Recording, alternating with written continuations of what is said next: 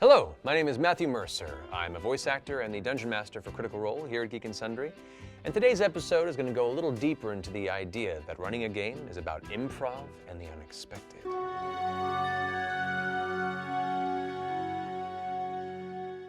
Now, running any form of role-playing game puts you in a position where you become the ringmaster of possibilities. You've prepared a solid central story, a cast of characters, a handful of possible challenges, and some juicy rewards for your clever players. It isn't until you start that adventure that you realize how much of that plan gets jumbled, wind-tossed, and sculpted into something crazier and often cooler than you initially expected. The key to providing such atmosphere is being open to let the players take hold of their own agency and guide the story themselves.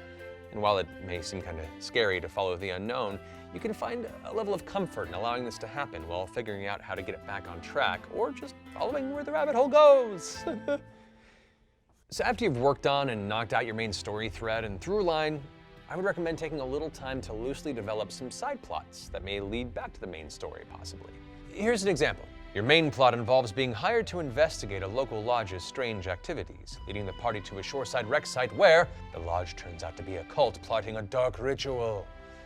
Now, to the side of the story, you could develop a brief element of a drunken fisherman who's trying to prove he's not crazy for seeing weird things at night by the ocean. Or you could beat out a plot regarding a private collector who's seeking obscure things for his collection that are actually for this same dark ritual.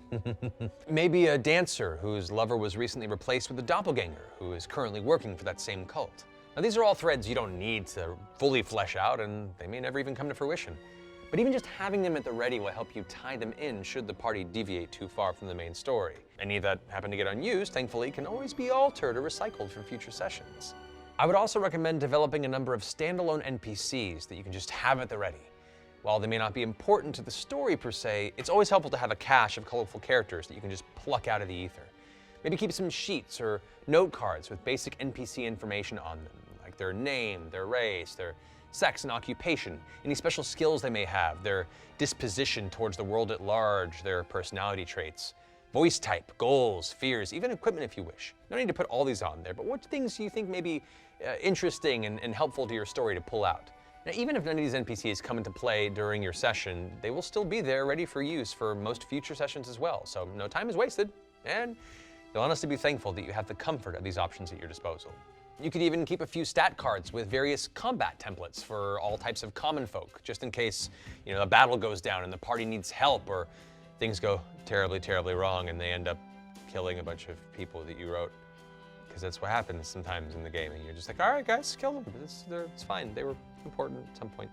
But now I know at least what they'll do in combat.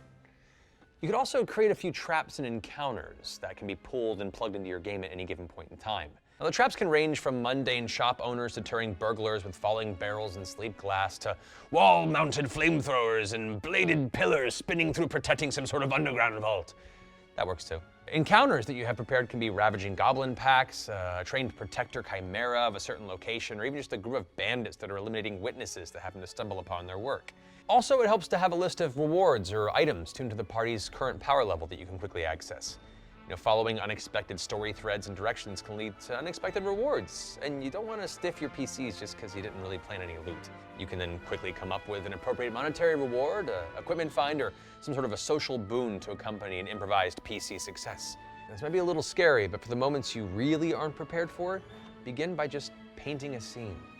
When they enter a location you hadn't really considered, let your instincts inform you of what you'd expect to find there and describe the impact to your senses as you figure them out. This includes sight and lighting, the smells and the sounds you would experience.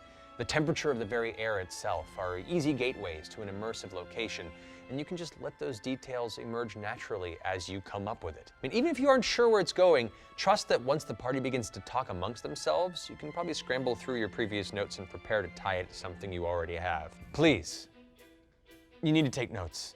Like, seriously, take notes. You're gonna be so thankful you take notes. Get a scratch pad, take notes. Always notes. Because as you make up elements of the story and characters and spontaneous plot hooks, you wanna write down to remind you of the things you just made up, or you'll forget them in the next 10 minutes. They'll just be gone, and the party will call you back and be like, that guy we talked to 30 minutes ago, let's go talk to him. And you're like, look, oh yeah, I think his name was Steve.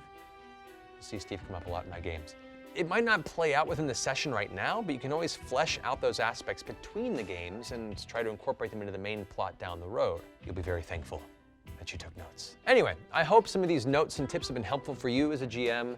You can find more episodes of GM Tips here at geekandsundry.com. My name is Matthew Mercer. Thank you for watching, and I'll see you on the internet.